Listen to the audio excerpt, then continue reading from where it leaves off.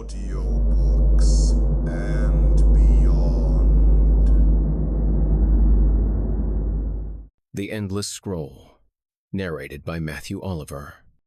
The first thing he registered was the insistent, sterile scent of antiseptic, a smell that clung to the air like a second skin. Next came the beeping, a methodical, chirping rhythm that seemed to measure the distance between each second of his existence. He lay there, his mind a foggy void, unable to place himself. A bed. It was a bed, but not his. The sheets were crisp and white, tucked in with a military precision he'd never seen outside of a movie. His name was Billy. He was 32. At least, he thought he was. The number felt right, but his body told a different story.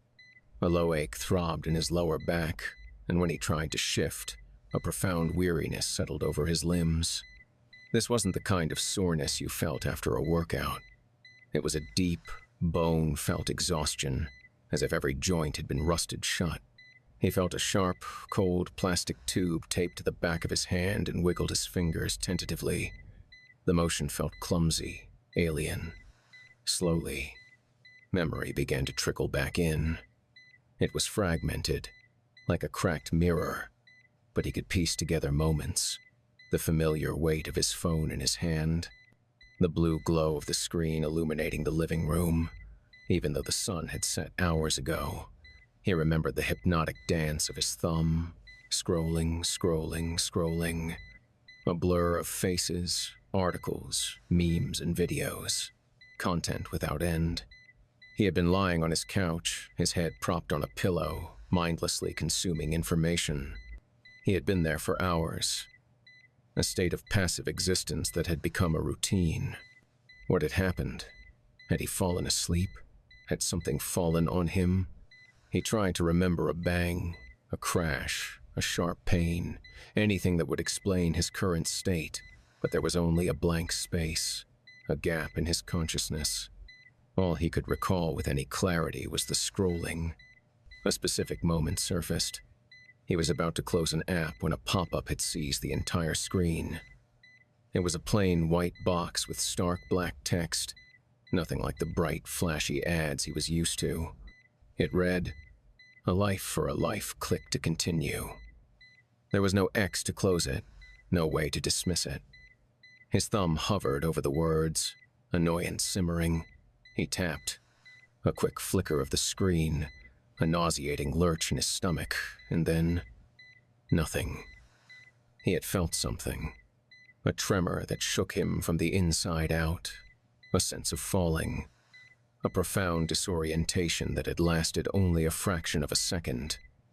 Then, silence, and the hospital bed.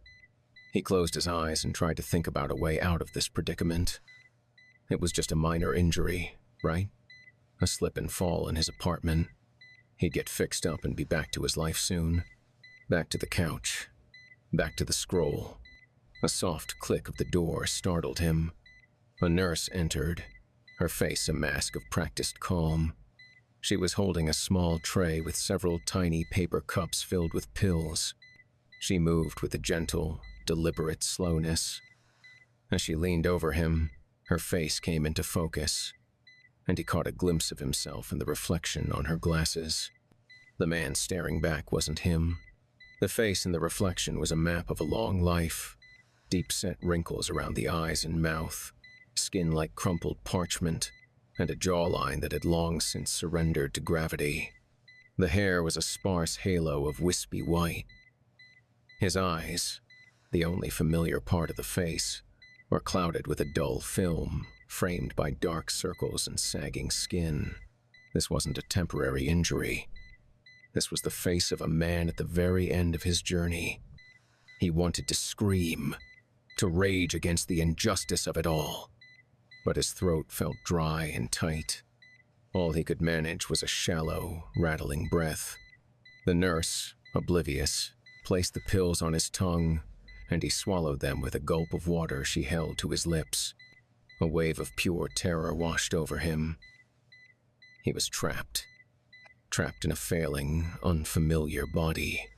His heart pounded a frantic rhythm against his ribs, and the beeping of the machine seemed to mock his racing pulse. Every labored breath was a painful reminder of his confinement, a cruel paradox of youth trapped in the shell of old age. He tried to move, to thrash, to escape this nightmare, but his limbs were heavy, unresponsive. He was a prisoner in a bed, a witness to his own impending demise. As his mind reeled, his thoughts drifted. The apartment he had barely decorated, the friends he always intended to visit but never did, the books he had meant to read, piled on the floor next to his bed, now gathering dust. The trip to Iceland he had saved for and then spent the money on a new television, the wife he never met and the kids he never had. He had been so young, so full of time, and he had poured it all into a glowing screen. He had let his life trickle away, one useless moment at a time. The core fear of his life was now his reality. He was on his deathbed, and he was filled with an ocean of regret.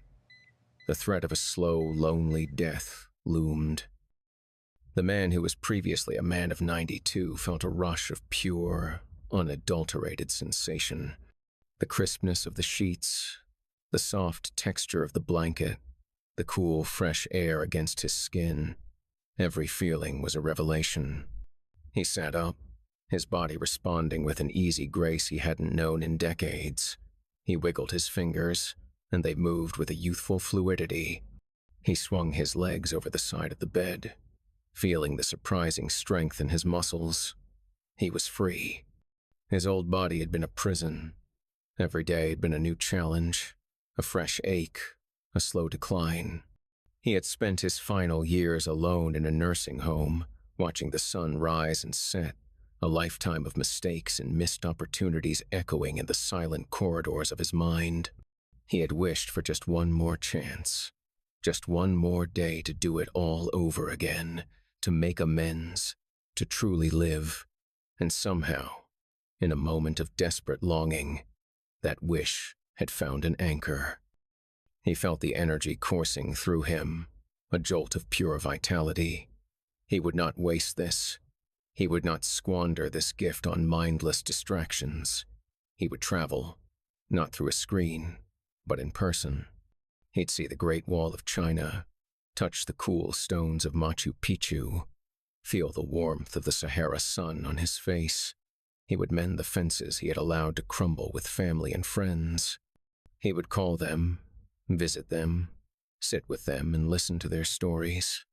He would hug them, truly hug them, not with a feeble grip but with the full force of a man with a new chance at life.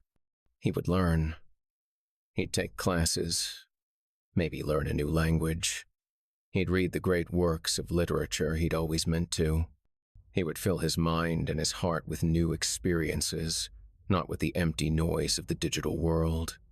This was his second chance, a life for a life, and he vowed to honor it with every breath. He was so unbelievably grateful. He smiled, his face, so young and smooth, feeling strange but wonderful. He had no idea what had happened, only that it was a miracle. He had traded places with someone, a young man who had squandered the very thing he had longed for, time. He had a new life, a new beginning.